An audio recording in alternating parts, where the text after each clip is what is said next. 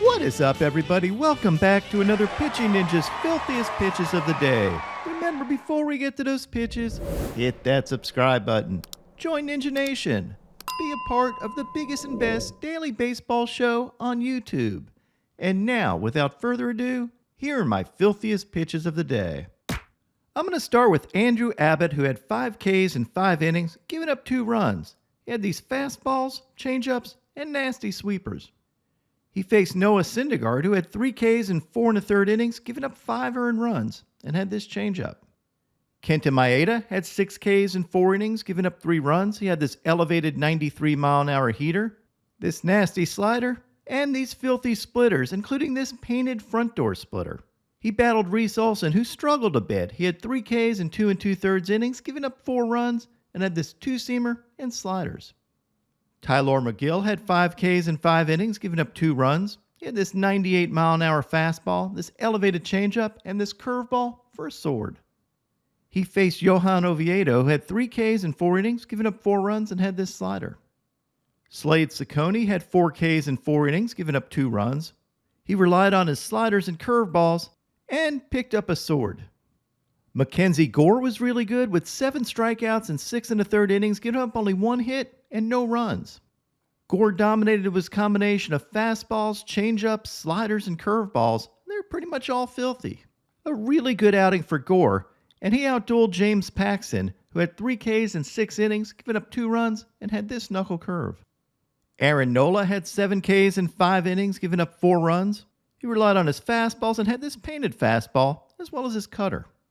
And he faced Kevin Gausman, who had 4 Ks in 5 1/3 innings, but gave up 7 runs, 5 of them earned.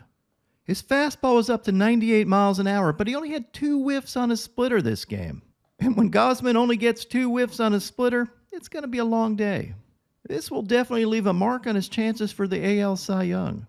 Luis Castillo had 3 Ks in 7 innings, giving up 4 runs, and had these 2-seam and 4-seam fastballs. Aaron Savali was really good yesterday with 5 strikeouts in 6 innings, giving up no runs, and lowered his ERA on the season to 2.44. He had this filthy curveball, as well as his cutter and slider. He faced Ryan Walker, who was the opener, who had 2 strikeouts in 1 inning, and had these wicked sliders. I love Walker's sliders. Mike Clevenger had a dominant outing with 7 strikeouts in 7 innings, giving up no runs and only 3 hits. He had these 2-seam and 4-seam fastballs and was up to 98 miles an hour with it. That's the fastest I've seen him throw in a while. And he ended up with 7 whiffs on his fastball. He also had this changeup and slider. He faced Javier Assad, who had 4 Ks in 6 innings, giving up 2 earned runs, and had this curveball and changeup. Clayton Kershaw had 2 Ks in 5 innings, giving up 1 run. And he had these nasty sliders, and here's an overlay of Kershaw's slider and fastball. This pitch combination is one of many reasons Kershaw is going to be a first-ballot Hall of Famer. He outdueled Wade Miley, who had 2 Ks in 5 innings, giving up 3 earned runs, and had this changeup. Justin Verlander had 2 strikeouts in 5 innings, giving up 4 earned runs, and had this elevated fastball and slider. And he faced Jesus Luzardo, who's been struggling a bit lately. He only had 3 Ks in 3 2/3 innings and giving up 5 earned runs. Blake Snell had 5 strikeouts in 6 innings, giving up 2 runs, and had these fastballs up to 97 miles an hour, as well as this nasty changeup and this vicious curveball. He faced Dean Kramer, who had 4 strikeouts in 6 innings, giving up 3 runs, and had these cutters. Paul Blackburn was outstanding yesterday with 8 Ks in 7 innings, giving up no runs, and had these sinkers and wicked sliders. I had mentioned in an earlier video how Blackburn's quietly turned himself into a strikeout artist and is averaging more than a strikeout an inning this year. And he's doing this all without throwing very hard. Just great pitch sequencing and tunneling. He outdueled Matthew Liberatore, who had 5 strikeouts in 4 1/3 innings, but gave up 10 hits and 5 earned runs. He did have this gorgeous curveball, though. John Gray had 4 strikeouts in 7 innings, giving up only 1 run. He had this 96-mile-an-hour heater. And the only run he gave up was on this fastball to Ohtani that I don't know how Shohei hit it. Gray said he threw it exactly where he wanted to, and yet somehow Shohei crushed it and did his helmetless trot around the bases, just showing off that gorgeous hair. Gray faced Reid Detmers, who was absolutely outstanding yesterday and had a no-hitter through 7 1/3 innings. His velo wasn't quite where it usually is, but it was extremely efficient. And this came after 2 consecutive outings, giving up 7 earned runs. He K'd the side with this pitch timer violation as well as these fastballs, and had this nasty slider. And I think his no-hitter kind of got jinxed. In the 8th inning, as he's warming up, Theis bounced this throwback to him. Every little thing matters when you're trying to throw a no-hitter. But seriously, just an outstanding outing by Reid Detmers. Randy Vasquez had 3 Ks in 3 1/3 innings, giving up 2 runs and had this fastball. And he faced yesterday's filthiest starting pitcher of the day, Charlie effing Morton. Morton had 10 strikeouts in 6 scoreless innings. His fastball was up to 97 miles an hour and he had this nasty cutter. But the big story of the game was Charlie Morton's curveballs. He threw 47% curveballs this game and just demolished the Yankees lineup with it. He got 12 whiffs on 24 swings on his curveball, and of his 15 whiffs total this game, 12 were on his curveball. That curveball was up to 3,275 RPMs. And check out this movement. He was destroying hitters over and over again. And probably nothing illustrates Morton's curveball dominance yesterday than this sequence against Aaron Judge.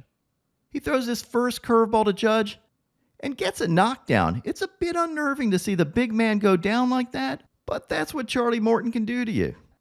Judge dusted himself off, got back in the box, and then gets another vicious curveball for a sword.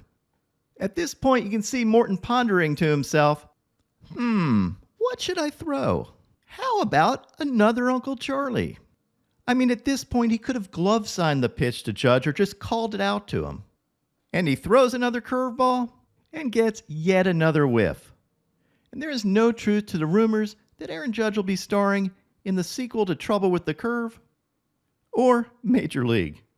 I cannot hit curveball. Straight ball, I hit it very much. Curveball, bats are afraid. Here's an overlay of Morton's 93-mile-an-hour fastball and an 84-mile-an-hour knuckle curve, and this is unbelievable. Look how long those pitches tunnel, and then look where that curveball ends up. As a hitter, what are you supposed to do with that? Just absolutely filthy stuff from Charlie Morton.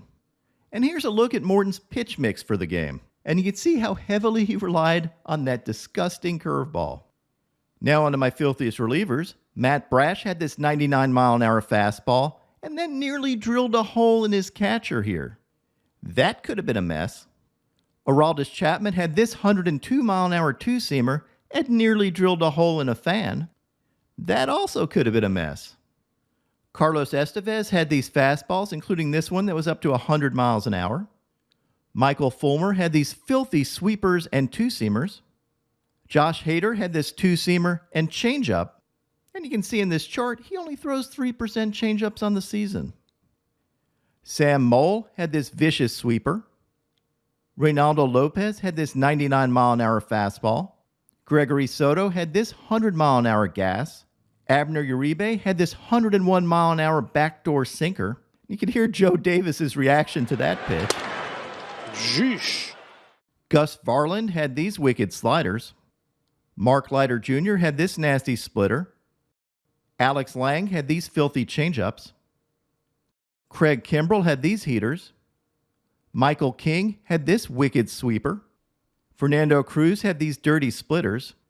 And my filthiest reliever from yesterday was Tyler Holton, who picked up 5 Ks in 2 1/3 perfect innings, thanks to these sliders and changeup. And now, my Pitching Ninja moment of zen. Check out K-Strut King Jeffrey Yan. We need this man in the major leagues stat. I freaking love this.